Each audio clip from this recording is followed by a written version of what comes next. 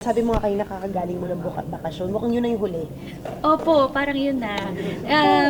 Nung Lenten namin, excited din ako kasi first time kong ma-experience yung Lenten. Siyempre nung bata ako, papanood ko yung mga aktingan nila. Tapos kapag may mga pinapakitang VTRs po, kapag ka-live namin, yung mga aktingan ni Bossing, nila, Direk Ice. Tapos ano po kasi yun, bunutan kami kung kaninong group kami mapupunta. So, So may kaba factor. meron talaga. Tapos andun yung pressure kasi nakakatuwa kasi syempre kapag kasama mo sila ng ordinaryong araw, nagnanak-nak lang naman ako kung ano pinagsabi ko, pero ito serious talaga. Tapos nakaka-starstruck si Bossing kay eksena.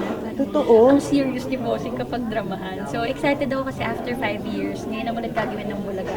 Yung special nila. Pero ito na, Miles, nagbubulungan na ba kayo? Parang nandito ka ulit sa parehas na poder. Yes. APT, na dating dito kayo nag-host. Oo, nakakamiss nga actually. Dito yung studio namin before. Pero wala po akong alam na balita. Basta ang ako lang kung saan ang TVJ, kung saan ang mga pamilyang Lovercats, doon din ako. And last na lang, of course, kamustahin natin yung Hong Kong mo, kasama ang pamilya mo doon. Yes! Kasama ko po mama ko at saka yung mga kapatid ko.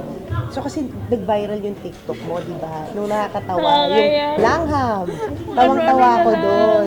Pero may isa doon, may reflection, hindi naman si Iyon. Hindi yun si Elijah. Mga kapatid ko po yun, tsaka parents ko. Pero Na gusto na family kayo time. ulit? Yes, yes.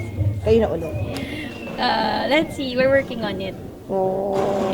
Pero lahat kami happy for you Thank you so much. and your career. Thank you po. Thank you so much.